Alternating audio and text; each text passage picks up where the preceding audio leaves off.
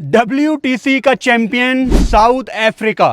किसने सोचा था कि ट्रॉफी जब भी आईसीसी की साउथ अफ्रीका उठाएगा तो वो कप्तान बावूमा होगा। वो बावूमा जिसको हर इंसान ने, जिसका मजाक बनाया, किसी ने उसकी हाइट की वजह से, किसी ने उसके बोलने के अंदाज की वजह से, और कोई हंसता रहा क्रिकेट साउथ अफ्रीका पे कि आपने किसको कप्तान बना दिया।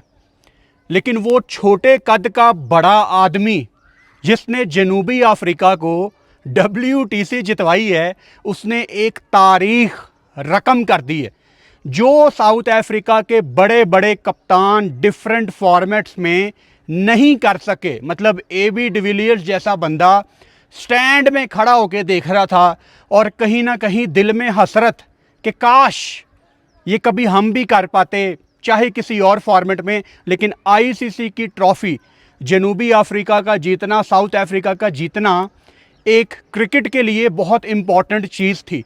क्योंकि भाई जब से मैं पैदा हुआ हूँ ना, मैं तो बचपन से सुन रहा हूँ कि साउथ अफ्रीका के लिए वो एक चोकर्स का वर्ड यूज़ किया जाता है कि इन्होंने लास्ट मोमेंट पे कोलैप्स करना होता है। हालांकि कल मैच बड़ा साइड पे लग गया था। ऑस्ट्रेलिया को जीतने के लिए कोई 8 आउट करने थे, साउथ अफ्रीका को कोई 60 ऑड रन्स करने थे, और तब भी हल्का सा दिमाग में डाउट था कि यार साउथ अफ्रीका है ना, शायद ये चोक कर जाएं। क्योंकि इन्होंने अभी बिल्कुल रिसेंट, जो मैं बात करूं, आखिरी वर्ल्ड कप में इंडिया के अगेंस्ट भी बारबाडोस में 30 पे 30, मतलब बड़ी एक जीतने वाला वो माहौल बना हुआ था साउथ अफ्रीका का। मैं बारबाडोस में वहाँ पे मौजूद था। लेकिन कैसे देखते देखते 15-20 मिनट में हमारे सामने मैच का पासा पलटा और साउथ अफ्रीका वो भी हार गई। तो मैं तो उस दिन मान के बैठ गया था, यार ये वाकई ही चोकर्स हैं। लेकिन यहाँ पे आपको क्रेडिट देना पड़ेगा साउथ अफ्रीका के कप्तान को, उनके सीनियर प्लेयर्स को। देखो, WTC के फाइनल शुरू होने से पहले मैं आपको बता रहा था, और कहीं ना कहीं आप सब भी इस बात को जानते थे कि ये मुकाबला Australia versus south Africa, bowling versus bowling होना है।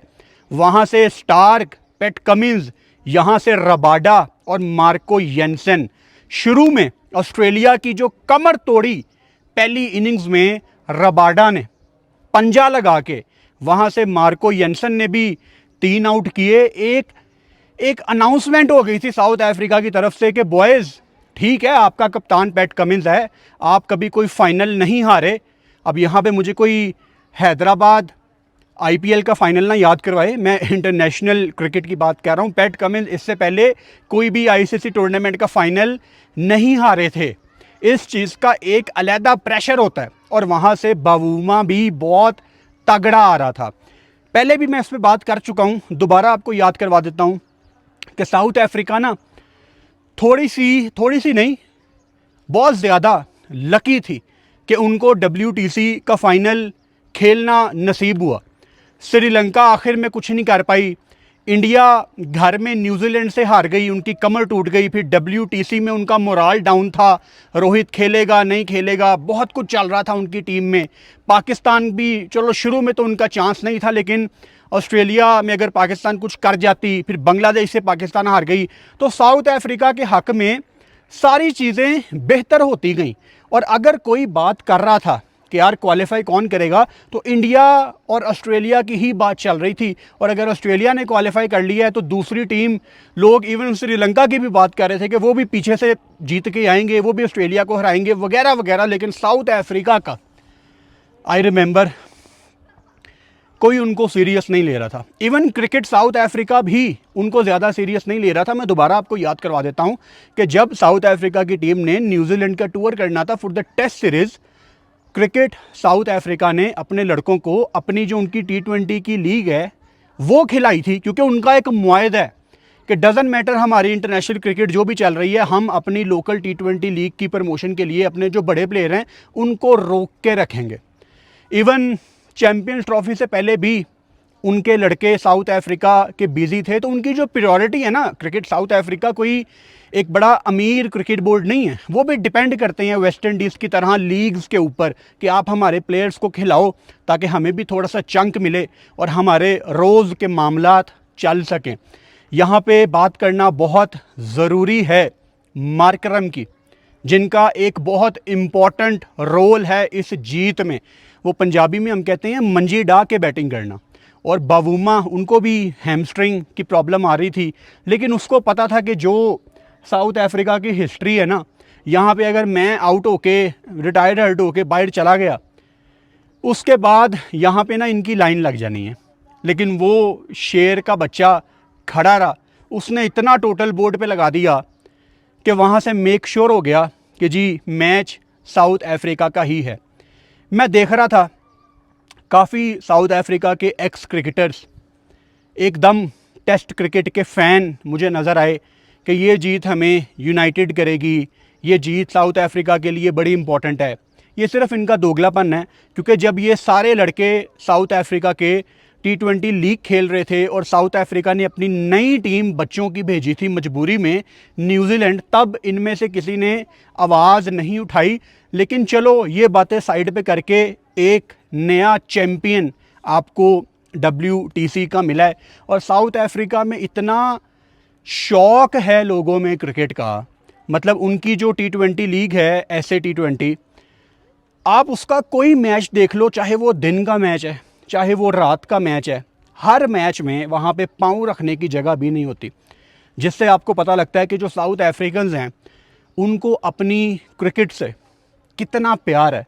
सो जब भी आपको कोई ऐसी जीत मिलती है ना, तो एज ए नेशन आप सारे खड़े हो जाते हैं। आप सब के अंदर एक जोश, एक क्या कहते हैं वलवला, एक वर्ड है if I am not wrong, बचपन में कहीं पे पढ़ा था, तो आपके अंदर एक जज्बा पैदा हो जाता है कि यार हमने भी टेस्ट क्रिकेट में अब कुछ करना है। अब इस जीत के बाद ऑब्वियसली साउथ अफ्रीका का जो क्रिकेट बोर्ड है वो भी थोड़ा सा सीरियस लेना शुरू करेगा, जिसकी मिसाल मैं दे चुका हूँ कि वो सीरियस नहीं ले रहे थे।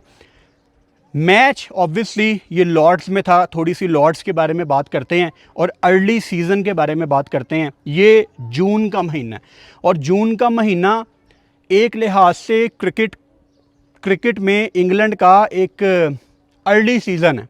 दिस इज़ अर्ली सीज़न, जहाँ पे कहने को तो समर शुरू हो गया है, लेकिन अभी भी आपने इस टेस्ट मैच में देखा कि कुछ प्लेयर्स तो 2-2 स्वेटर पहन के खेल रहे थे, हाफ स्लीव ऊपर फुल स्लीव, तो थोड़ी सी ठंड होती है।